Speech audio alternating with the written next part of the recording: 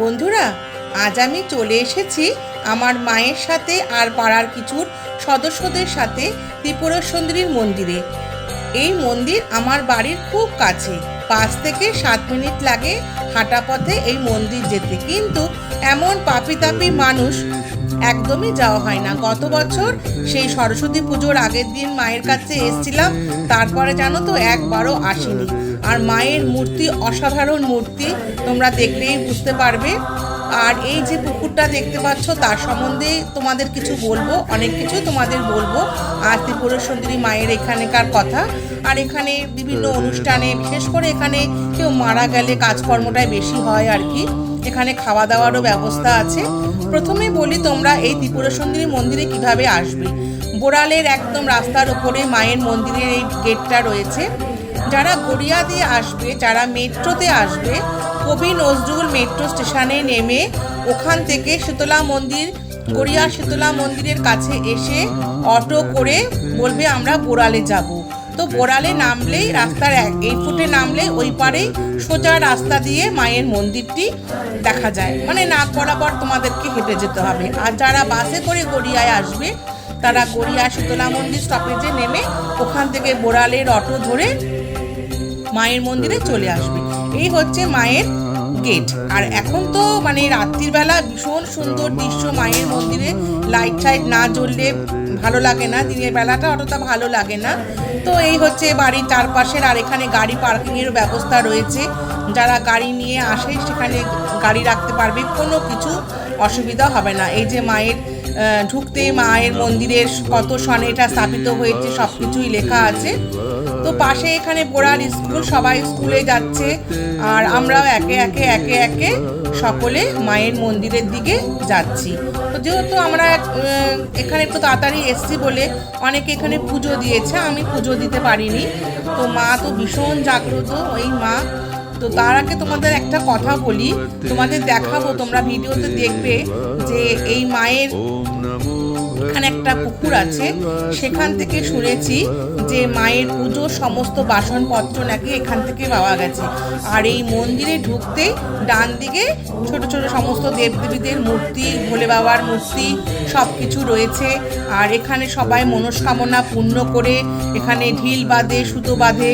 মনস্কামনা পূর্ণ হয়ে গেলে তারা এসে আবার পুজো দেয়। এই সেই পুকুরটা এখন তো অনেক উন্নত করে বাঁধিয়েছে, জানো তো বন্ধুরা। এই পুকুর থেকে মায়ের মন্দিরে যে ভোগ রান্নার সমস্ত বাসনপত্র সব এই মায়ের সব কিছু এখান থেকে পাওয়া গেছে। আর দেখতে পাচ্ছ কত বড় বড় মাছ পুকুরে। আরেকটা কথা তোমাদের বলি, মায়ের মন্দিরের ঠিক পেছনে বড় একটা দিঘি আছে। বিশ্বাস করো, তোমরা না দেখলে বিশ্বাস করবে না। যেহেতু আমরা বাড়ির কাছেই থাকি, মানে মন্দিরের কাছেই থাকি, আমাদের বাড়ি তো খুব কাছেই, ওই দিঘির পাশ দিয়ে তোমরা হেঁটে আসতে পারবে না, সব সময় গা চমচম করে। আর এখানে দেখো কি সুন্দরভাবে এখানে বেদি সাজানো রয়েছে, কি সুন্দরভাবে এখানে বসা যায়। তারপরে বিকেলবেলা তো ভীষণ ভালো লাগে। এখন তো লাইট নেই বলে বোঝাতে পারছি না, একদিন বিকেলবেলা গিয়ে তোমাদের সাথে আমি মন্দিরের দৃশ্য শেয়ার করব। তো বলছিলাম কি যে আমি ওই পুকুরের কথাটা বলছিলাম, দিঘিটার কথা তোমাদের বলছিলাম। তো সেই দিঘিতে মা নাকি, তার আগে একটু বলিনি তোমাদের, এই দেখো এখানে ভোলে বাবারও একটু মন্দির আছে, ভোলে বাবার পুজো হচ্ছে এখানে, তোমরা দেখে নিলে। এবার যাচ্ছি মূল কথায়। মন্দিরের ঠিক পেছনেই বড় একটা দিঘি আছে। তো অনেক বছর আগে আমার মায়ের যখন হাত ভেঙেছিল, ঠিক রাত্রির 8টা সাড়ে 8টার সময় আমি, আমার হাজবেন্ড, আমার ছেলে তখন অনেকটাই ছোট, ওই দিঘির পাশ দিয়ে হেঁটে হেঁটে আসছিলাম। আর এত গা চমচম করছিল, খুব শুনশান জায়গাটা। সবাই বলে এটা সত্যিকারই ঘটনা, রোজ রাতে নাকি মা এসে ওই দিঘিতে স্নান করে। এই যে তোমাদের বলছি না, আমার গা একদম কাটা দিয়ে উঠেছে।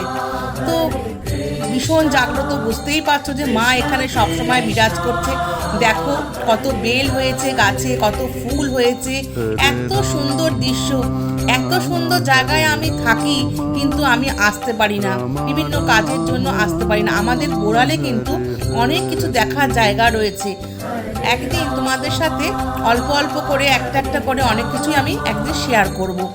তো দেখো কত সুন্দর জায়গা, এত সুন্দর জায়গায় বাস করি। কত মানুষ দূর দূর থেকে এসেছে, তারা বলছে আপনারা এত কাছে থাকেন আর আমরা কত দূর থেকে আসি, এটাই হয়। কাছে থাকলে না ঠিক বোঝা যায় না। এই হচ্ছে মায়ের আসল মন্দির। কত সুন্দর দেখো মায়ের মন্দির, সাদা ফকফক করছে একদম মায়ের মন্দির। মা কিন্তু ভীষণ জাগ্রত। আর আমি ছোটবেলায় আমার ছেলেকে কিন্তু মা ত্রিপুরা সুন্দরী মন্দিরেই কিন্তু মায়ের কাছেই হাতে ঘড়ি দিয়েছিলাম। জানি না তার আশীর্বাদ স্বরূপ আমার ছেলে জীবনে কি পাবে। তো যাই হোক, ভীষণই ভালো লাগে এই মন্দিরে আসার। এই জায়গাটা এত ঠান্ডা, আমি ভিডিও করার সময় ফাঁকা ছিল, তারপরে তো আমরা এখানে সবাই শুয়ে পড়েছি, গড়াগড়ি খাচ্ছিলাম। এত সুন্দর জায়গা। আর কি বলো তো বন্ধুরা, পাড়ার লোকজন ছিল বলে না আমি ফ্রন্ট ক্যামেরায় ভিডিও করতে পারিনি, কারণ না সবাই তো ঠিকভাবে নেয় না সব কিছু, আর ব্যাক ক্যামেরায় করলে না অতটা বুঝতে পারে না। তো যাই হোক, যতটা পেরেছি তোমাদের সাথে শেয়ার করেছি। আর দেখলে পরেই তো বকা দিচ্ছে ভিডিও করবেন না, ফটো তুলবেন না, তবু তোমাদের জন্য আমি করে আনার চেষ্টা করেছি। যতটা পেরেছি ততটা তোমাদের সাথে আমি শেয়ার করেছি। তো এখানে দেখো একজন চা বিক্রি করছে, সব ভেতরেই দোকান আছে। আর পুজো দেওয়ার জন্য সব কিছু তোমরা এখানেই পেয়ে যাবে। আর এছাড়াও যদি তোমরা মনে করো যে আসার সময় মিষ্টি কিনে নিয়ে আসবে, তাহলে বোড়ালে একদম যেখান থেকে অটোতে নামবে, নেমেই যে উল্টো রাস্তাটা তোমরা ধরবে, ওখানে একটা মিষ্টি দোকান আছে, ওখান থেকেও মিষ্টি কিনে নিয়ে আসতে পারো। তাছাড়াও তোমরা এই ভেতরেও মিষ্টি সব কিছু পেয়ে যাবে, মিষ্টি, ধূপকাঠি, ফুল ঝুল সব কিছু তোমরা পেয়ে যাবে। এই হচ্ছে মায়ের মন্দির। মানে এখানে ভিডিও করা না তো মানে বকা শোনা আর কি। তো যাই হোক, অনেকটা লুকিয়ে করা হয়েছে। দেখো কত ডালা পড়েছে এখানে পুজোর জন্য, সবাই এখানে পুজো দিচ্ছে। আর অনেকে ভেতরে বসতে দেয়, সেই ব্যবস্থাটুকু আছে। অনেকে অঞ্জলি দেয়, ভেতরে বসার জায়গাও রয়েছে সুন্দর, কিন্তু ছবি তুলতে দেবে না আর ভিডিও করতে দেবে না। তো তোমরা যারা এখনো আসোনি ত্রিপুরা সুন্দরী মায়ের মন্দিরে, তারা পারলে একবার ঘুরে যেও। ভীষণ জাগ্রত মা। এই যে মাকে তোমরা ভালো করে দর্শন করো, তোমাদের মনস্কামনা মাকে জানাও, অবশ্যই তোমাদের মনস্কামনা পূর্ণ হবে। আশা করি তোমাদের মনস্কামনা পূর্ণ হবে। বহু পুরানো, মানে সেই ছোট্ট থেকে দেখে যাচ্ছি এই মায়ের মন্দির। এখন তো মায়ের মন্দির অনেক উন্নত হয়ে গেছে। আর প্রত্যেক বছর সরস্বতী পুজোর ঠিক আগের দিন থেকে এখানে প্রোগ্রাম শুরু হয়। সরস্বতী পুজোর দিন হাজার শয়ে লোক এখানে ভোগ খায়। 2 দিন 3 দিন ব্যাপী বাউল গান, নানা রকম সঙ্গীত অনুষ্ঠান এখানে হয়ে থাকে। আর মেলা বসে। আগে ছোটবেলায় খুব যেতাম, কিন্তু এখন আর যাওয়া হয় না। ওই যে বললাম গত বছর, তখন আমার ছেলে এখানে ছিল না, ফ্রান্সে ছিল। সেই সূত্রে আমি আর মা আগের দিন গিয়ে একটু ঘুরে এসেছিলাম। খুব ভালো জায়গা বন্ধুরা, তোমাদের একটা ভালো তীর্থস্থান দেখার জন্য কিন্তু খুব ভালো জায়গা বোড়াল ত্রিপুরা সুন্দরী মন্দির। একদম আসার কোনো অসুবিধাই নেই। মেট্রো করে কবি নজরুলের নামলেই একদম বোড়ালের অটো ধরে ত্রিপুরা সুন্দরী মন্দির। আর বাসে আসলে গড়িয়া শীতলা মন্দিরে নেমে অটো ধরে মায়ের মন্দির। সবাই দেখো কি সুন্দর পুজো করছে, পুজো করে ধূপ ধুনো দেখাচ্ছে বাইরে। আর এখানে সমস্ত খাওয়া দাওয়া করে হাত চাত ধোয়ার জায়গা রয়েছে। এখানে কুপন কাটা যায়, কুপন কেটে তুমি ভোগও খেতে পারবে। তোমরা যদি আগে থেকে এসে মানে কুপন টুপন কাটো বা বলে যাও ভোগ খাবে, সব কিছুই সিস্টেম এখানে রয়েছে। তারপরে তোমাদের তো বললাম বেশিরভাগই এখানে শ্রাদ্ধানুষ্ঠানই অনুষ্ঠিত হয়। যেমন আমরা আজকে যেই অনুষ্ঠানে গেছি, এর আগেও আমরা 1-2 বার গিয়েছিলাম এখানে। তো আজকে আবারও গেছি, হয়তো আগামী দিনে আবারও যাব। তবে এবারে তোমাদের সাথে প্রমিস করলাম একদিন রাতে বেলা এসে বা সন্ধেবেলা এসে মন্দির তোমাদের সাথে শেয়ার করব। আর মন্দিরের চারিপাশটা দেখো, এখনো কত গাছপালা সব কিছু রয়েছে। আর দেখেছো ওই যে কাজকর্ম হয়েছে, সব এখানে পরিষ্কার করে নিচ্ছে ওনারা। কাজকর্ম শেষ হওয়ার পরে তারপরে আমরা এখানে খাওয়া দাওয়া করেছি। আর তোমরা তো সকলেই জানো যে কোনো মন্দিরের ভোগ মানে সেটা হচ্ছে অমৃত একদম। আর দেখতেই পাচ্ছ এখানে সবাই বাড়ির লোকজন রয়েছে। আর প্রসাদ তো খাচ্ছি না, মনে হচ্ছিল যেন একদম অমৃত খাচ্ছি। আর সব থেকে আমার ভালো লেগেছে এই বাগানটা, এত সুন্দর বাগানটা। মনে হচ্ছিল নেচে নেচে গান করি, বেশ মনের আনন্দে হাত তুলে নাচি, নেচে নেচে গান করি। এইসব জিনিস তো এখন দেখা যায় না। কিন্তু বন্ধুরা, তোমরা কিন্তু বোড়ালে আসলে পরে এগুলো দেখতে পাবে। কারণ বোড়ালে এমন কিছু কিছু জায়গা আছে তোমরা না দেখলে বিশ্বাস করবে না। দেখেছো কত মানুষজন আজকে নিমন্ত্রিত ছিল এখানে। তো তোমাদের কাছে সবটুকুই তুলে ধরেছি, কিন্তু দুঃখের বিষয় নিজেকে দেখাতে পারিনি। আর আমরা এখানে চলে এসেছি খাওয়া দাওয়া করার জন্য। তো দেখো এখানে খাওয়া দাওয়ার জন্য কত সুন্দর ব্যবস্থা করেছে, চেয়ার টেবিল পেতে একদম সুন্দর খাওয়া দাওয়া, মনে হচ্ছে একদম অমৃত খাচ্ছি, অমৃত। মানে খাওয়া দাওয়াও ভীষণ ভালো ছিল। আমি যেখানেই যাই না কেন, বা আমাদের গুরুদেবের আশ্রম বলো বা যেখানেই কোনো মন্দিরে খাই না কেন, সেই খাওয়াটা যেন আমার কাছে মনে হয় আমি একটা অমৃত খাচ্ছি।